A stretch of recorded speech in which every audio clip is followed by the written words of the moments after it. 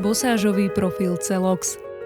Hlavné výhody profilu: vhodný pre novostavby a rekonštrukcie fasád, slúži na vytvorenie ozdobných drážok na fasáde, vytvára moderný dekoračný prvok, skrášľuje architektúru daného objektu. Bosážovými profilmi dokážeme vytvárať dekoračné členenie plôch, ktoré vedia zaujímavo dotvoriť fasádu. Funkcia bosáže je predovšetkým estetická. Na očistenú fasádu nalepíme dosky tepelnej izolácie z polystyrénu, prípadne z minerálnej vlny. S použitím rezača ľahko a rýchlo vyrežeme presné drážky v doskách z polystyrénu. Drážky vyrežeme v súlade s technickou dokumentáciou projektu. Drážky v doskách z minerálnej vlny vyrežeme drážkovacou frézou do múriva. Rozmery drážky musia byť minimálne o 6 mm väčšie ako vonkajšie rozmery profilu na vytváranie ozdobných drážok. Vnútornú plochu vyrezanej drážky a okraje vrchnej časti drážky na tepelnej izolácii pokrieme vrstvou lepiacej hmoty na zatepľovacie systémy. Drážka v tepelnej izolácii musí byť po celom povrchu pokrytá lepiacou hmotou.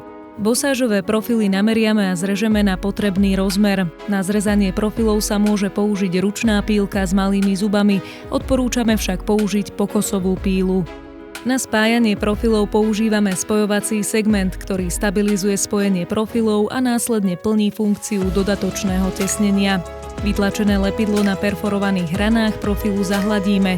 Pomocou vodováhy priebežne kontrolujeme, či sú profily umiestnené v jednej rovine. Dbáme na to, aby medzi jednotlivými segmentmi bola dilatácia minimálne 2 mm. Kotvy sa montujú po osadení profilu.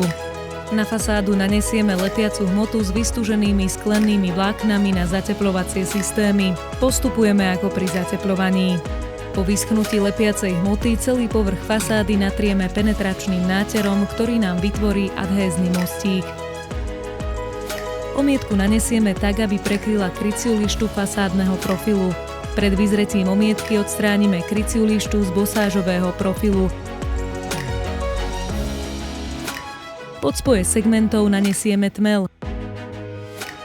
Prekryjeme ich vrchnou spojkou. A na fasáde vznikne dokonalý bosážový efekt. Na napájanie bosážových profilov slúžia segmenty ako roh, kút, T-profil, X-profil a L-profil v častiach vertikálneho ukončenia chrlič. S použitím bosážových profilov vaša fasáda získa jedinečnosť a moderný vzhľad.